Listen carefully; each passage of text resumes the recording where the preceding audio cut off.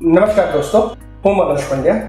આજે આપણે એક એવા વ્યક્તિને મળવાના છે કે જેમના મોઢામાં ફક્ત એક નાની ચાંદી થઈ હતી, પણ જ્યારે એનો રિપોર્ટ આવ્યો ત્યારે ખબર પડી કે એમને મોઢામાં કેન્સર છે. ચાલો મળીએ દિલીપભાઈને. મને થોડું કહેશો કે ચાંદી કેવી રીતે પડી, કેટલા દિવસ સુધી રહી, કેવી રીતે રિપોર્ટ કરાવવાની, થોડી મને વિગતો આપશો પ્લીઝ.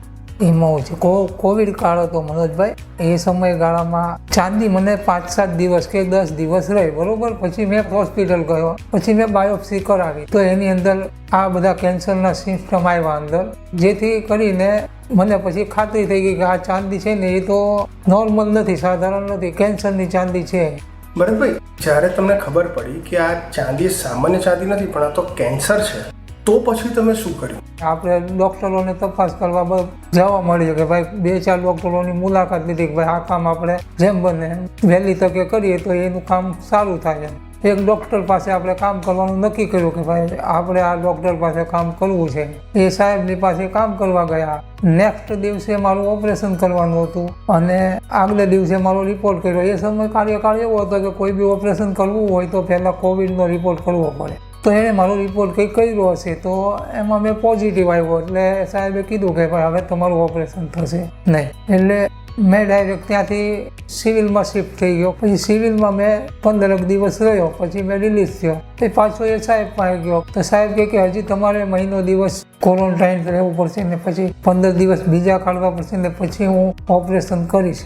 મારા બંનેવી છે એ અને દિલીપભાઈ બંને રિલેશનમાં હતા.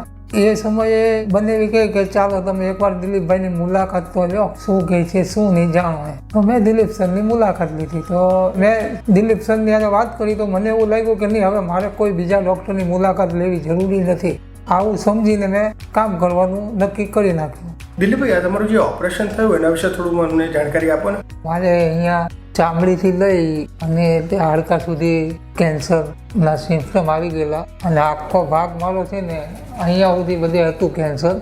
પણ કેન્સરમાં એ બધું કાઢી અને અહીં આખી હાડકી નવી નાખેલી છે મારી. અહીંયા પગમાંથી હાડકી, ચરબી એ બધું કાઢી અને આની અંદર બધું ભરેલું છે. પણ તમે સર્જરી જુઓ તો સર્જરીમાં કોઈ કમી નહીં દેખાય. મારો ચહેરો જુઓ, બોલવામાં કંઈ ખામી નથી, ખાવામાં કોઈ પ્રોબ્લેમ નથી, એકદમ સચોટ કામ કરેલું છે. નકર સર્જરી હોય તોય તે દેખાય વસ્તુ બધી. મને અહીંયા બોલ્ડ છે બધી, અહીંયા સર્જરી કર્યા પછી બી ચહેરો એકદમ ક્લીન લાગે છે મારો. એવું નથી લાગતું કે કઈ છે ખાડો પાડી દીધો કે એવું થયું હોય એવું. તમારા જે અનુભવ છો એ વિશે તમે લોકોને શું કહેવા માંગો છો?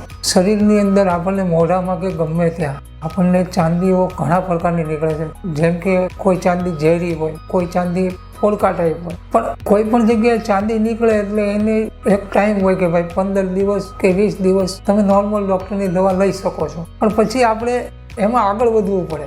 આગળ વધ્યા વગર આપણને ખ્યાલ ના આવે. અને એ ચાંદી છે એ ઝેરી હોય તો પણ એમાં કેન્સરનું રૂપ ધારણ કરી લે છે. મેં સાહેબ પોઝિટિવ આવ્યો ને એમાં મારો મહિનો ગયો, એને કારણે કદાચ મારું આગળ વધી ગયું. એમ મારે પહેલાં હતું નોર્મલ જ, પણ એ મહિનો કાઢવાથી મારે આગળ વધી ગયું હોય. તમે 5-15 દી કે મહિનો દિવસ ગમે એની દવા લઈ લો અને એનો તમને ડિફરન્સ દેખાતો ન આવે તો આપણે બાયોપ્સી કરવી જરૂરી છે. બાયોપ્સી કર્યા પછી તમને શું છે એ નક્કી થઈ જાય. દિલીપભાઈ, તમે તમારો ટાઈમ આપ્યો એ બદલ થેન્ક યુ સો મચ.